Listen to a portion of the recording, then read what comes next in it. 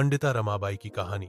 बहुत समय पहले 1858 में कर्नाटक के एक छोटे से गांव गंगामूल में एक बालिका का जन्म हुआ।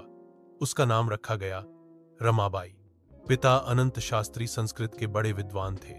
उस समय समाज में यह परंपरा नहीं थी कि बेटियां पढ़ाई करें, परंतु अनंत शास्त्री ने समाज की परवाह नहीं की और अपनी छोटी बच्ची को वेद और संस्कृत पढ़ाना शुरू किया। रमाबाई बहुत तेज थी। छोटी सी उम्र में ही उन्होंने संस्कृत के श्लोक कंठस्थ कर लिए। धीरे धीरे उनकी विद्वत्ता इतनी प्रसिद्ध हो गई कि लोग उन्हें पंडिता कहने लगे और विद्या की देवी के नाम पर सरस्वती की उपाधि भी दी गई। लेकिन जीवन इतना आसान नहीं था। कुछ ही समय में माता पिता दोनों का देहांत हो गया।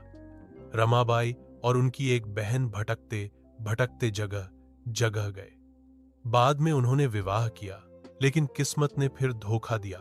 पति का जल्दी निधन हो गया और रमाबाई विधवा हो गईं। एक छोटी बच्ची के साथ वे अकेली रह गईं। समाज में विधवाओं की दुर्दशा देखकर उनका हृदय रो उठा।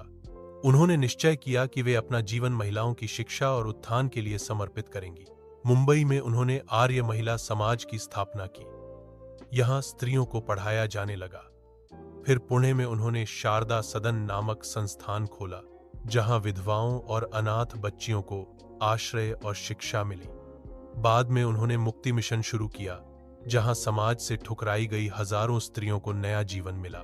रमाबाई ने केवल संस्थान ही नहीं बनाए, बल्कि लेखन के माध्यम से भी समाज को झकझोरा।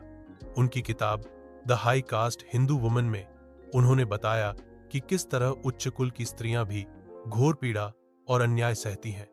इस पुस्तक ने पूरे विश्व का ध्यान भारत की स्त्रियों की ओर खींचा। धीरे धीरे रमाबाई का नाम दूर दूर तक फैल गया। उन्हें लोग आदर से पंडिता रमाबाई सरस्वती कहकर बुलाने लगे। 5 अप्रैल 1922 को जब उनका देहांत हुआ, तब तक वे हजारों स्त्रियों का जीवन बदल चुकी थीं। उन्होंने यह सिद्ध कर दिया था कि एक स्त्री यदि ठान ले तो अकेले ही समाज की तस्वीर बदल सकती है। संदेश पंडिता रमाबाई की कहानी हमें सिखाती है कि संघर्ष चाहे जितना भी कठिन क्यों न हो, शिक्षा और साहस से समाज बदला जा सकता है।